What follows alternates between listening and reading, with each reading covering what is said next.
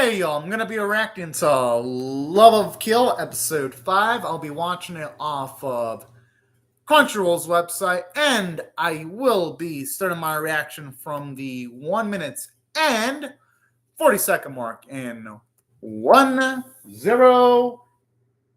Well, the 1 minute and 45-second mark in 1-0, go! Oh yeah, I'm pumped up for this because honestly, this series has been on freaking fire over the last few weeks, to its credit. Okay, I finally like how we're getting to see the afterfall about what Young Ha did. And honestly, as much as I love our boy, it is interesting to see the consequences for the actions that he did do, if I'm being honest. It really is. Because, don't get me wrong, I can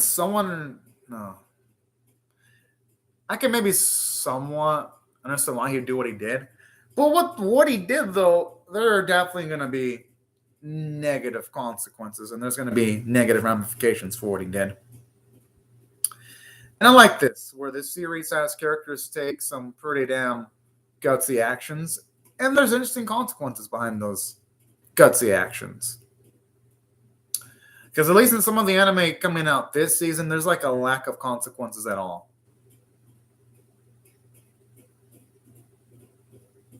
Speaking of which, the opening, at least in some bits, does make it seem like there's going to be some potential romance between Young Ha and Chateau eventually. At least it's my gut feeling. You know what? The way Young Ha is shooting against his assailant, I am surprised it's taking him that many bullets. You think with the target running into Yang Ha, and considering Yang Ha's aim, he would only need like probably one bullet to finish the job. Or at least two at best. Like if his target is like straight up running towards him. That's my biggest shocker. All right, now it is back. Hell yeah. And I do hope our boy can get payback eventually.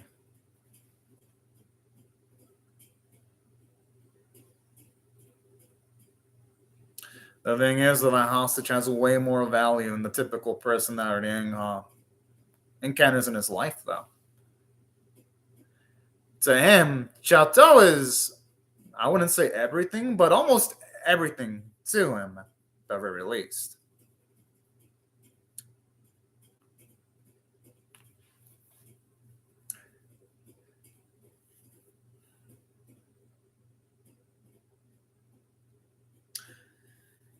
I mean, he's got a point there. What Yang Ha did was pretty fucked up. I really do hope we get his mindset eventually for reason as to what he did and why he did it, though.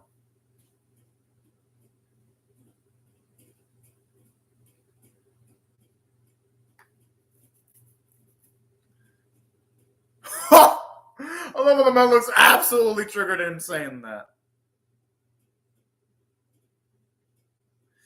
This fucking literally.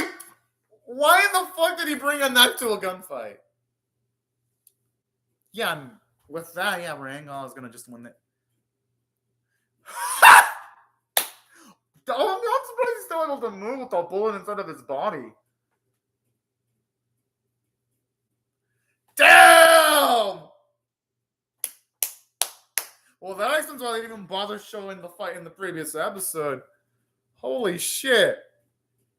He took care of this dude as if it was nothing.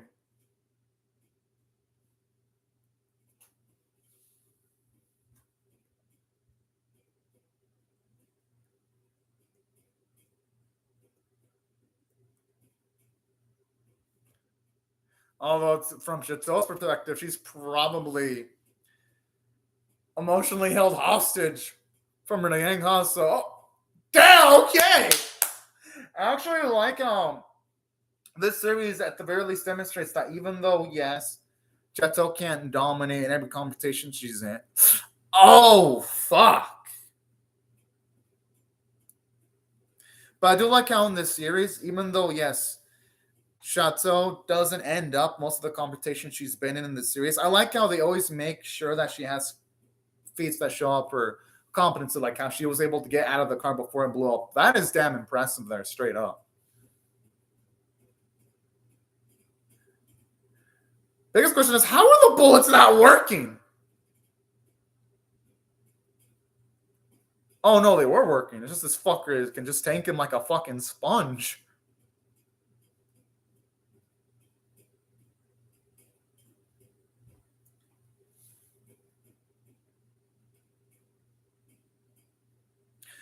Okay, knowing all this, why would he assassinate Sugu? He's the one who brought Riang Ha in.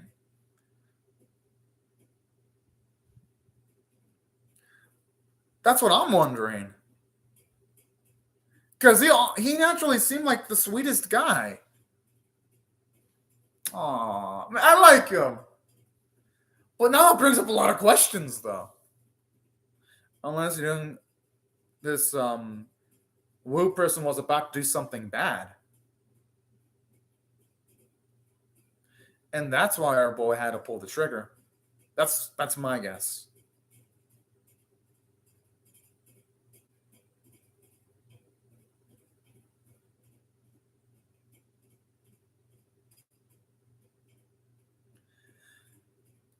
Okay, well, at least that explains that I mentioned in the opening when we see that man running towards bullets. Well, it must have been all those drugs. And that goes to show the determination that Ho had too. And wanting to get revenge against Riang Ha too. I'll give the series credit. It did, at the very least, make Ho to be a damn cool antagonist, though. Because he was able to challenge Riang Ha and Chateau both simultaneously past their limits. And I love that about this series. Because some anime struggle for most of the run having a legitimate antagonist, and this series has one easily in the first 5 episodes. And the way Huo went down was pretty respectable, too. He's saying that yet deep down, Riang Ha had absolute faith that she was still going to be alive. Oh! No, she can't. Not with that leg. Until they get rid of the glass shards and close up the wound and disinfect it, there's no fucking way she'll be able to walk.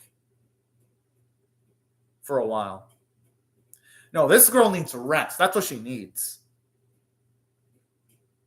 And you know the most impressive part? He's able to carry her after being stabbed, but that's the most impressive bit of Riang Ha. Like, his body must be screaming in a lot of pain right now.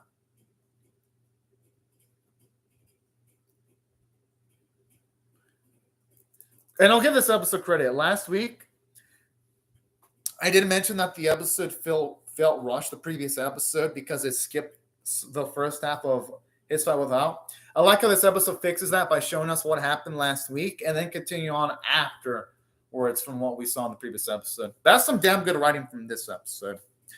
Gotta respect the animation staff for taking something that could have been an issue, but instead they patch it up and give me something better. It's really rough for anime to do that.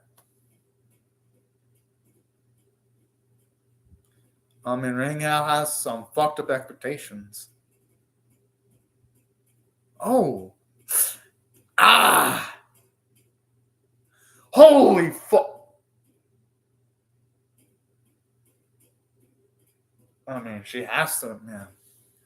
She has to do everything she can to save him right now.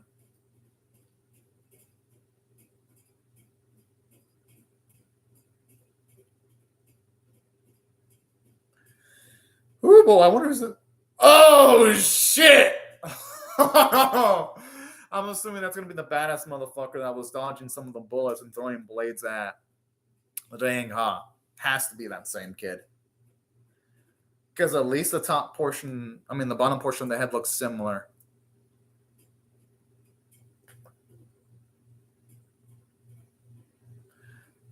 I mean, everyone has their stuff to do in life, though.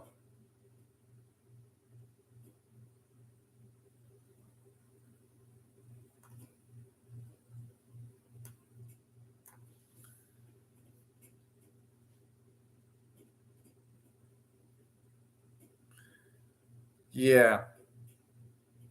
It's best the boy not ask too many questions at the moment and just treat the boy, then ask questions.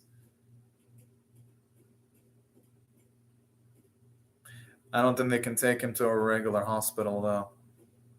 Yeah. Especially with all the heat that Aang has been packing. Okay, at the very least, our girl's leg foot was also treated too. Okay, that's good. That's good.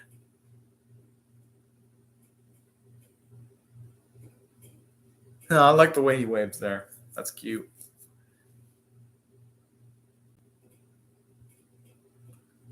Biggest concern is Rang Hollow. All the blood he lost.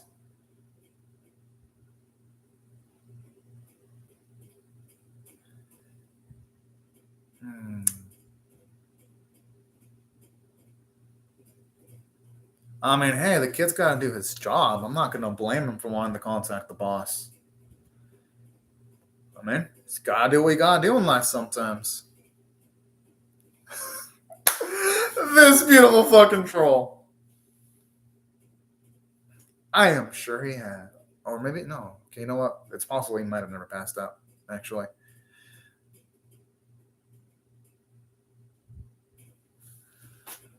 Hmm.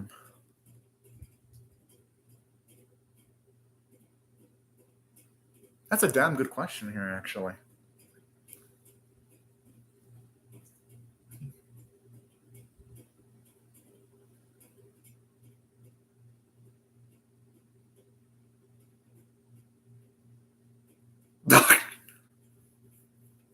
We all know she's gonna be knocked the fuck. Oh,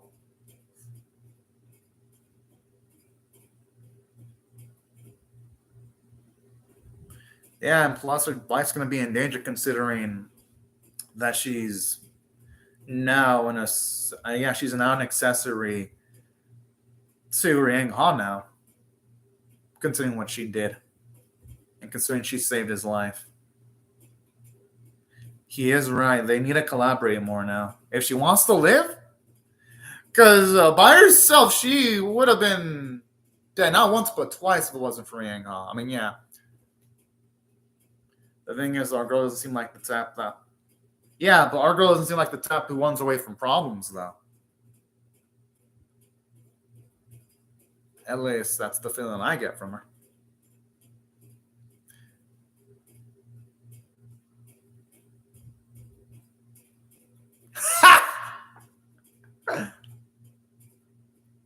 She is right.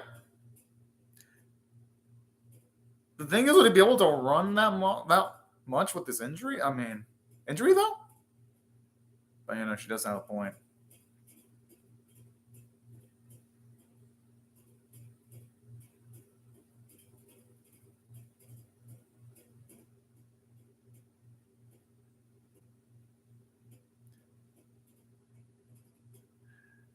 Honestly, you should be thankful that she helped save the life. Yeah, exactly. No, that's so cute. I love Ringo.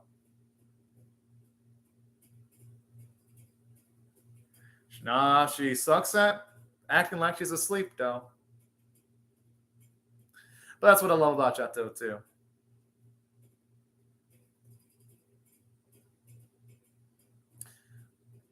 I mean, by technicality, she did save his life. So our boy Ryan can't be too. He can't be too picky here with his wants this time.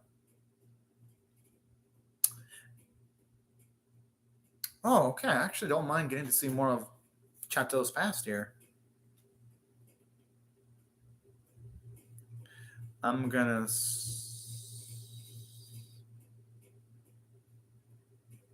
I'm gonna guess it's Young Ha. That's my guess. Because they've been implying multiple times that she knew Yang Ha sometime in the past. And that's probably already Yang Ha absolutely adores her. Wouldn't be surprised if when Renhan was young, the only the ray of sunshine in his life was Chato, and that's could be why she is so valuable to him. That's my guess.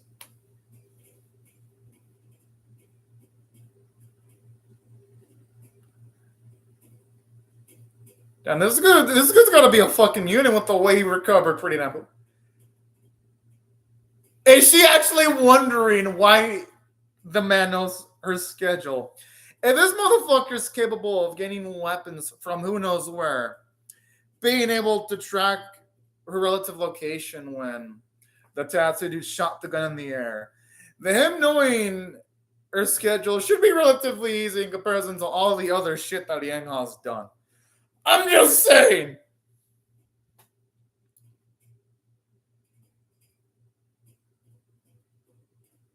Hey, I'm not gonna blame him for doing that.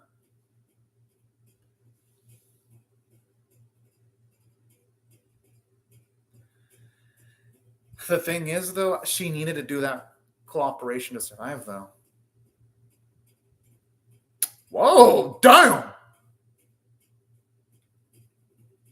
I don't think the boss would have done that, though. But I like how we know the kid's saying that in order to like lower the punishment that Cheto probably would have suffered, though.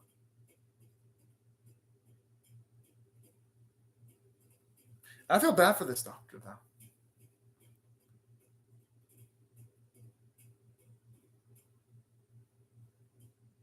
And I'm not gonna blame his stance for holding a bit firm, though. But yeah, honestly, he has every right of being pissed, though. The boss.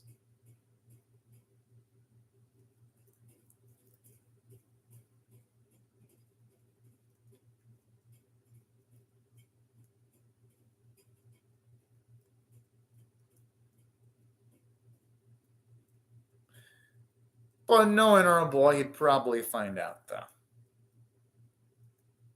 Already had ways of finding out.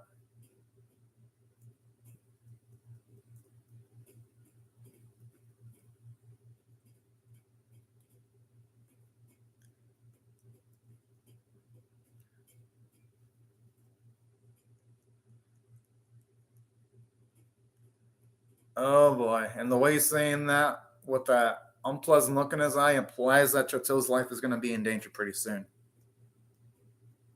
That's going to be my guess. And, well, you know what? Considering the shit they did, it makes sense. I mean, these two are not going to be, I mean, their lives weren't normal to begin with, but any potential odds of them having any sense of like freedom from all bits of danger is now gone at this point. I think it's solely her memories coming back, which makes you wonder why would she have repressed memories in the first place? That's the biggest question.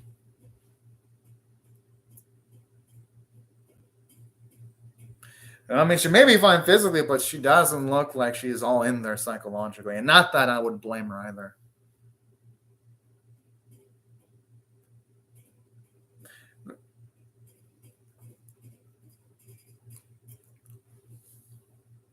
I'm assuming the kid's going to get on that boat because I'd have to see the opening yet, but I believe that's the spot where Liang Ha takes on. Like, I like that Titanic reference there when Leonardo DiCaprio is saying, "I'm the king of the world." That it looks similar to that looks similar to that shot in the movie. And that's fucking cute. I always love it when the anime or TV shows or movies have like a Titanic reference because I thought that movie was fucking cool.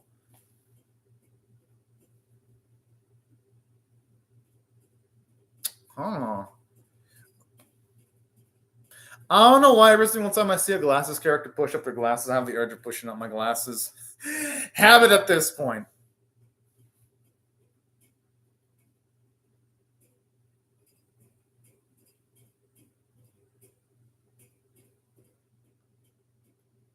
Well, damn. I was not expecting that little twist there. I wouldn't be surprised if Yang Ha finds a method of getting on that fucking boat. Knowing him, Hey, I wouldn't be surprised if he was even in that boat before Chateau. No, I'm not even surprised. I expected this, but I cannot wait to see the shocked look at Chateau's face. Could that assassin be in that elf costume? Oh no, maybe I'm just paranoid. Oh, the kid's there. Shit, this kid looks like a psychopath, like the eyes. Like, I don't even need to see the kid talk much, but he was already giving like major. This guy's a fucking psychopath vibes. And I fucking like it because this is a great way of building off of the next potential arc of the series. Now, saying that, this episode was damn great. I'm going to give this one an 8.5 out of 10. Let me explain why I thought the episode was great, straight up. The reason why I really dug the episode was for a variety of reasons. For one, there was plot progression. At the very least, now we get to see who took in Yang Han to begin with, and it was that one individual that he assassinated in the flashback of the previous episode, which makes me wonder, how did it come about?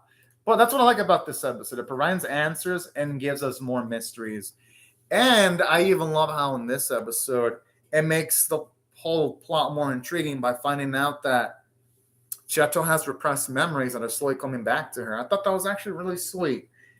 Man, it makes her a much more interesting character. And aside from the situation in the first episode and all the action being great, I love how they made that How individual as a threat. Because once they took him down, it was so immensely satisfying. And that's where I got to give the episode credit, because it was just engaging from start to finish. Now it's back. Oh, okay. The premium material looks damn fun, if you ask me. I gotta admit, she looks great in that dress. Okay, I gotta admit, the premium looks like it's gonna be a load of freaking fun. I love where this is going. Okay. Consider me hyped the fuck up for next week. Now, there were other bits I loved about this episode, though. For one, I did love the fact that this episode also did a damn great job of also having the second half. Now we have a lot of comedic dialogue. I love how it spent most of it just seeing them recover, seeing them think about the ramifications of their actions. Like, for example, I love how you can see the concern in Riang Ha's face, because it does elevate the tension factor a bit more in the series and getting shots like that. So the directing in this episode was also finely tuned. And it does a great job of ending off on a cliffhanger by seeing that, I'm assuming, the assassin kid show up right at the end of it. And that's what I really loved about this episode. It made things much more tense, if you ask me. And to top it all off, I gotta say, aside from the script being good from a narrative sense, I even love what it did from a character standpoint. It was nice getting to see subtly Chateau actually warm up to Yang, because even though you can tell she still loathes him, she at the very least helped treat him. And I like that. And she essentially did save his life. And it's nice getting to see both of our leads save each other, because if it would have been just Riang Ha saving Chateau, it would have really lowered Chateau's character for me, because it'd be like, oh man, she definitely needs someone to save her all the time. Well, this episode prevents that from potentially happening by having her do a save for once. So I like it. At least puts Chateau and Riang Ha at least in a little bit more equal standing. And that's why I thought the script for the episode was damn good. Animation quality was nice, especially for the action set pieces, made the whole thing more intense. Voice acting was great. I thought the music for the episode was actually pretty darn good, if you ask me. And that's why overall I'm going to go and give the episode an 8.5 out of 10. But anyways, y'all, right before I go, I just got to say thank y'all very much for watching my video. Hope y'all rate the video, share it, comment, or subscribe if you do not want to miss my reaction to the next episode. Hope y'all have a fun, great, safe, and also fantastic day. And I'll see y'all if you come back for more, everyone. Bye-bye, y'all.